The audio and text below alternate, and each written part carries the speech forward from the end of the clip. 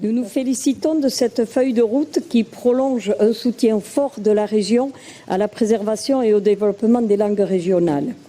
C'est une ambition forte pour le patrimoine immatériel de nos terroirs. J'ai été témoin direct de l'évolution des politiques publiques en faveur des langues régionales, ayant connu l'introduction de l'enseignement en langue basque au sein de l'école publique, comme parent d'abord, comme enseignante ensuite. Je lis dans cette feuille de route que la région est légitime à intervenir auprès du législateur, je cite, pour obtenir l'inscription de droits opposables en faveur des langues de France dans la Constitution, la ratification de la Charte européenne des langues régionales et minoritaires et l'adoption d'une loi cadre pour les langues de France. Nous ne pouvons que l'y encourager.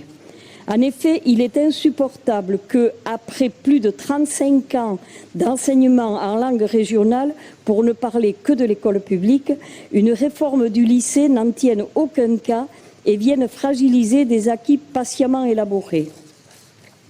Les langues régionales font partie de notre patrimoine. Ce sont elles qui ont fait de notre pays ce qu'il est aujourd'hui. Patrimoine ne veut pas dire fossilisé, mais bien vivant. L'apprentissage d'une de ces langues dès le plus jeune âge permet aux enfants de se construire dans une ouverture au monde. C'est un beau signal pour la postérité, afin d'enrayer la diminution du nombre de locuteurs.